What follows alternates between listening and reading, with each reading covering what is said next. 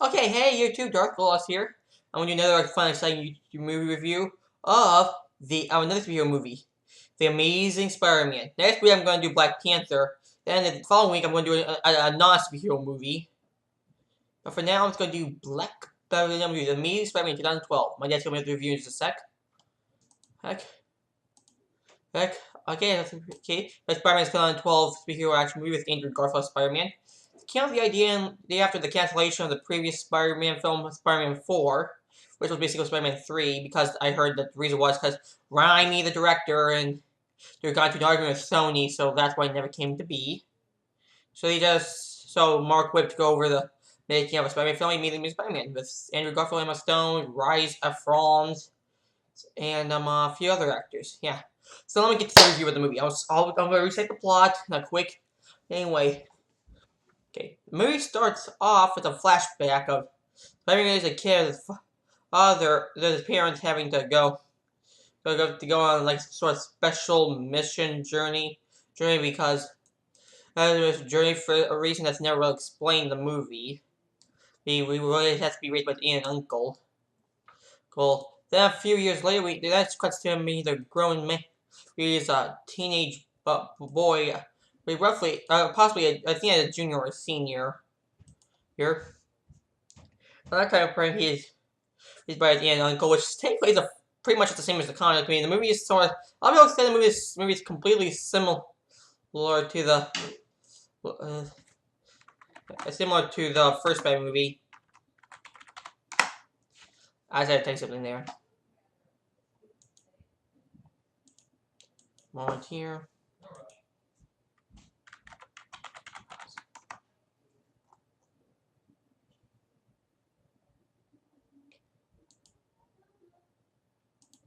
Yeah, and yeah, well, it starts off sort of like a fucker in the comics. Like he's in the movie, he's not the nerdy geek we all know and love. He's more like a cool kid with skateboard, and he's to do better with the ladies, although ladies and stuff. Like it's sort of like a weird way they did the character now. Yeah, but it doesn't mean it's a bad movie. It's an okay movie. I'll get. So they also has Emma Stone playing his crush Gwen Stacy's, replacing Mary Jane, played by the awesome Kirsten Dunst. Who Lord knows why Dunst. I guess he just did want Dunst. I guess you want to do a little change of girls in this movie. So he chose his second most popular crush Gwen Stacy. Emma Stone does a pretty good job in the movie. She's pretty good in the movie. In the relationship. Then you also have Joyce House where they have his Aunt May and Uncle Ben, played what was the name again? Martin Sheen, father of Charlie Sheen, and Sheen and played by Sally Field. You know, the mom from Mrs. Doubtfire. Here. And in the movie they got. And the movie, the movie starts like a pretty casual movie until then he adds a subplot where he has to find out who some details about his father there, because he finds his father's stuff in a little briefcase where he's cleaning out the basement. Then he grabs the briefcase, he finds some old stuff from his father, starts getting questioned. I think that's a weird way to do the movie because in the comics, all this is in the comics, his parents were. They claimed that his parents were died because they were a betrayal mission, but really they were just an espionage mission. They got killed by Captain America's arch enemy, the Red Skull, as far as I read up. Up. That's why they didn't have more mystery things. That although he never finished that storyline up in that movie.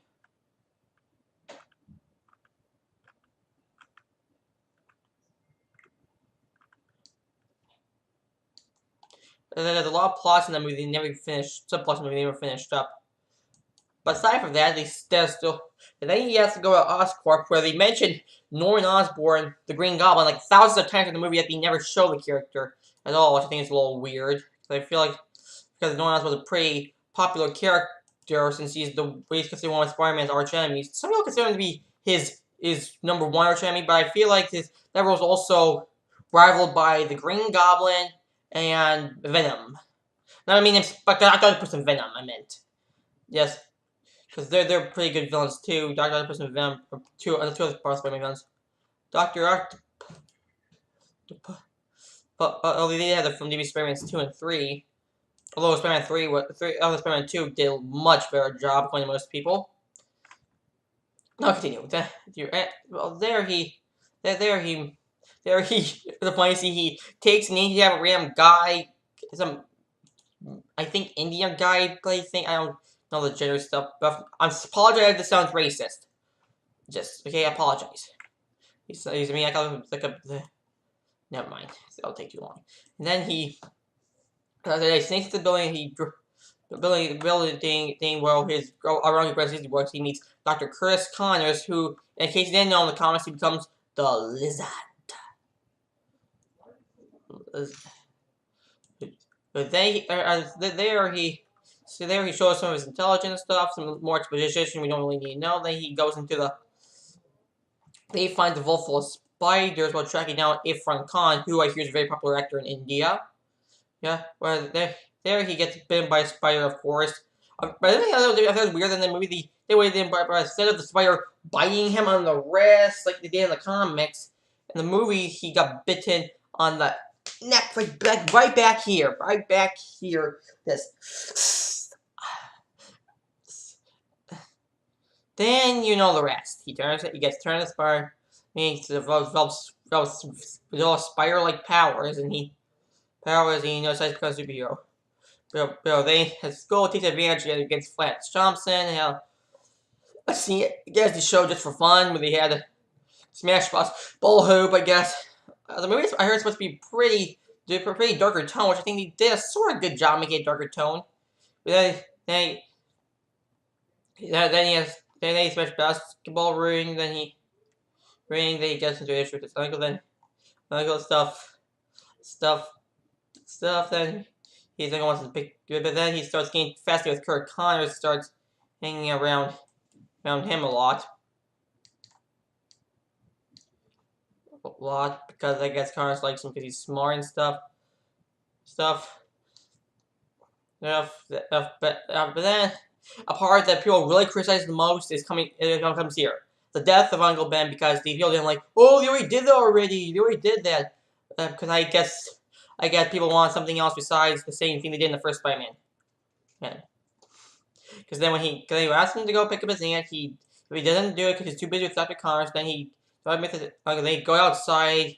And then you have a change from because in the original film and comics he got into that issue with the robber because he let the robber go because the wrestling match because the banker wouldn't pay him the money that he rightfully won.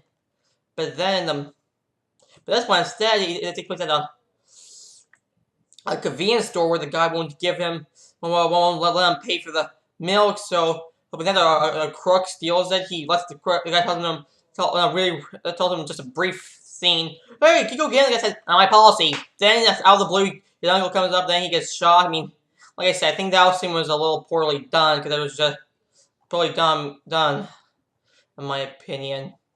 It was just really poorly done. This is really poorly done. They just popped that scene in because they were trying to get themselves too far, but yet they still somehow managed to tick off fans.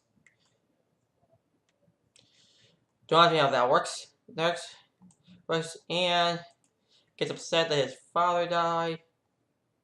To die as usual, his uncle died. I mean, blah blah blah. And there's also.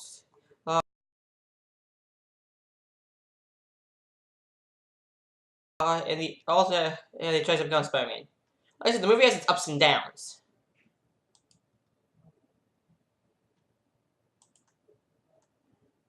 And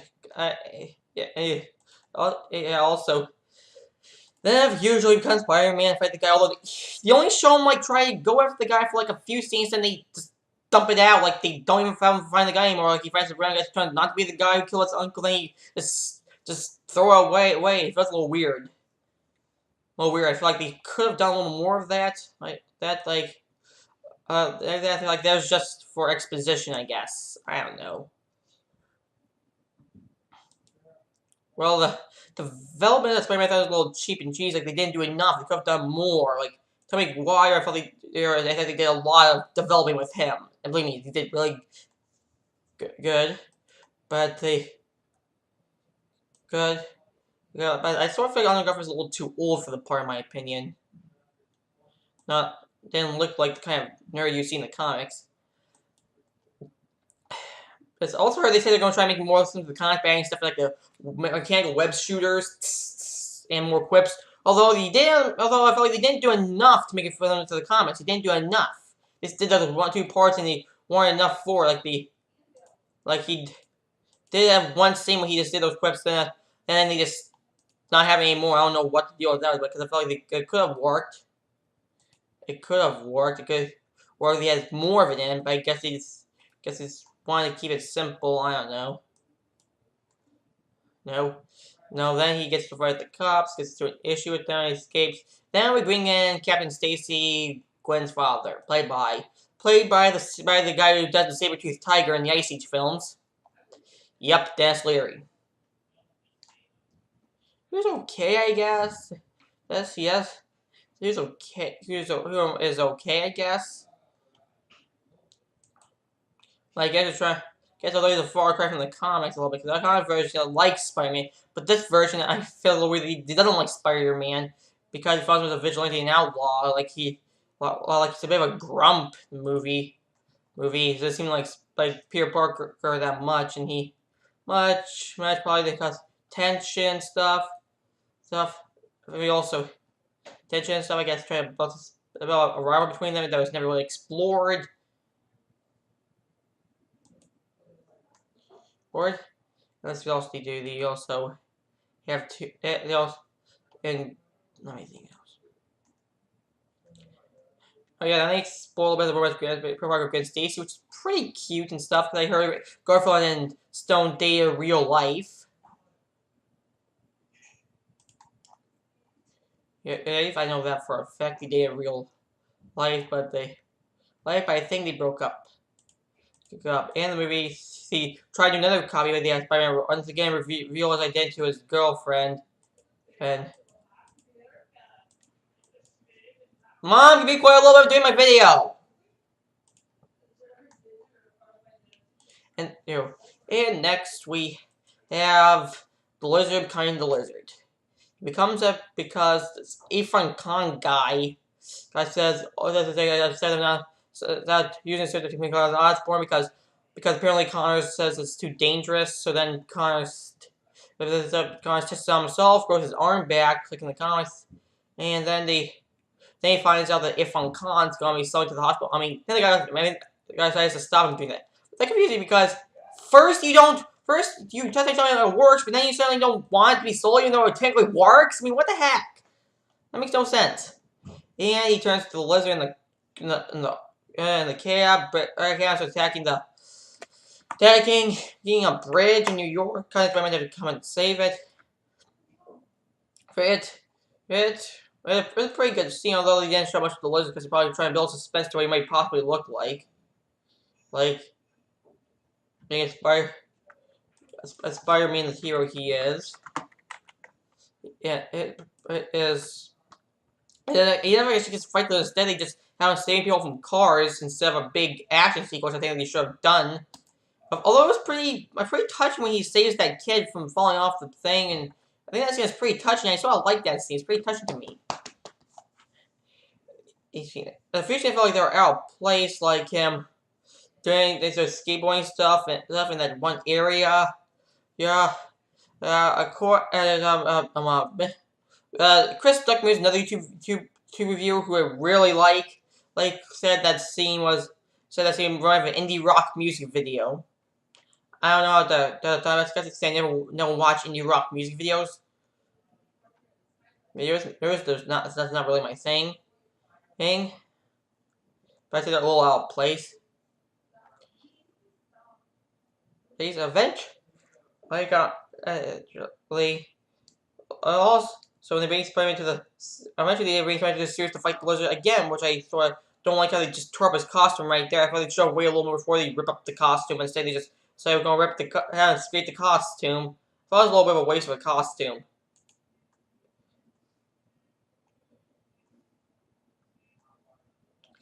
And they immediately have the Lizard find out his identity by they were reading Spider-Man's camera. They accidentally left in the cave to get pictures. I think it was for the Daily Bugle, for the Bugle or something.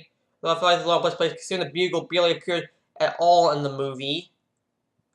I felt like that's another thing I don't like. They never originally Bugle never finished. Jameson, like Jameson being pretty pretty good to some people, and like especially J.K. Simmons' performance as Jameson, which I guess maybe was pretty good too, but they scripted that out. You know, that's Spider-Man confronts Connor about the Lizard.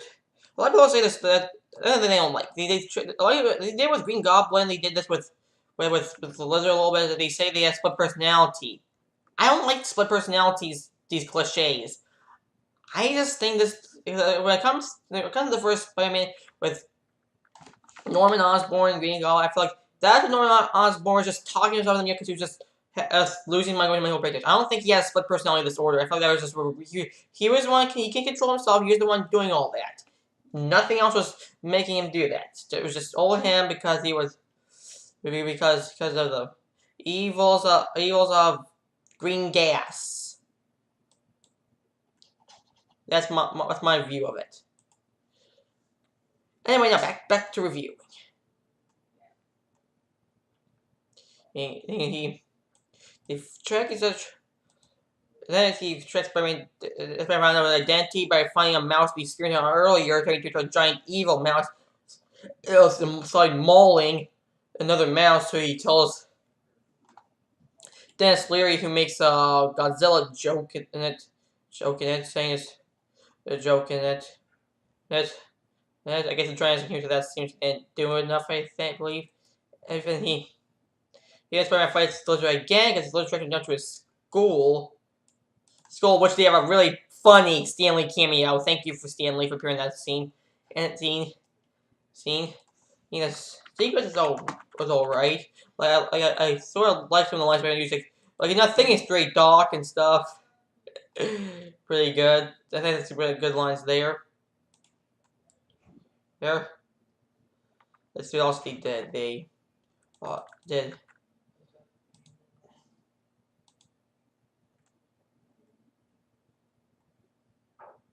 Yeah, they also feature. And yeah, that to these there's two goblins. Yeah, I mean lizard escapes by returning down to his little underground base where he finds all his stuff laying around in the open. Why would he lay stuff out in the open there? I don't get that. He lays stuff right in the open for anyone to find because I don't know, he's just an idiot, I guess. Trying to find a way with Spider-Man to find stuff. Why can't he just be like a detective like they do with Batman? And like the animated series where he detects stuff. Like he detective, like he looks, researches stuff, figures stuff out, that kind of stuff. That would have been a more interesting plot, like to show more of his intelligence. Because you want to portray Spider-Man as an intelligent character, you might as well prove it somehow. Where he finds the Goblin's plans, and he goes out. I mean, I keep getting them mixed up.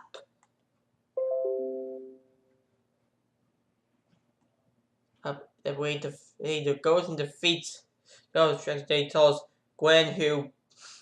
That's because I guess he wanted damsel in distress scene. He have her purposely ignore him, saying that she was gonna go to the building and make an antidote. For the lizards, then the lizard, I guess for some weird reason, I guess he wants to cleanse humanity of its. Because he felt that humanity is weak, so he makes this little powder this little gas to turn everyone in the city into lizard monsters, which he then explore further Earth. Then and as you know, Spider-Man goes to the building and fights off Green Goblin. Lizards. I keep getting mixed up. Goes and fights the lizard. In a battle to the near death. During the battle, they battle there. Although first they have Jen Stacy find scary Spider-Man is for I guess it's for kicks. I guess. That's Spider-Man going below the battles of the lizard, but then sadly Stacy tries to help him, but he gets killed by the lizard because the lizard stabs him to death. And they continue. And they continue fighting until Stacy manages to make this gas and saves the world. It felt more like Stacy was the one who saved the world than Spider-Man, since she's the one who ejected the gas to the air. Although I look at it, they only need it because the gas only affected. They started using Andrew. Although I don't think they need for the Andrew because it only affected 3 people. The whole thing is like 3 cops. Aside from that, they didn't. Aside from that, there really was. I don't think there was any need to send up the gas pipe because you only saved 3 people. I feel like that was a little unnecessary, and the territory's normal self, which he did, had to give up his arm. Like I said, in the comics, he motivated basically more because I was upset about his arm. He didn't explore too much in the movie, like he was upset about his arm. They could have done it a little more better. Then Stacy, unlike the comics, says that he wants Anastasia from his daughter, I guess. And yeah, that's pretty much it. Okay, here's my verdict review. The movie has some good stuff going for it. It's a bit of a darker tone. The characters are mediocre, I guess. I feel Garfield's a little too old for the part. Like he was like in his 20s at the time. Too. I think eventually, if he's like his late teens, early 20s is what I'd go for. Or not. For me, I don't know how Garfield would be like in his mid to late 20s.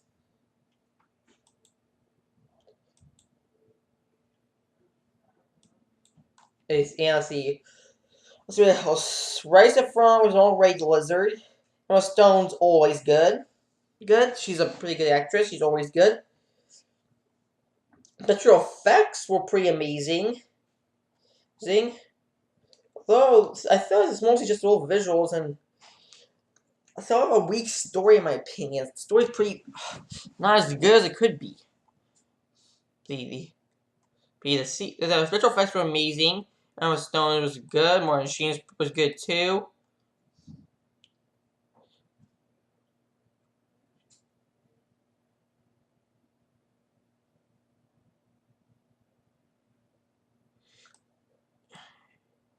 It had and James Horner's score was really awesome. One of the last movies he did when he was still alive. Rest his soul.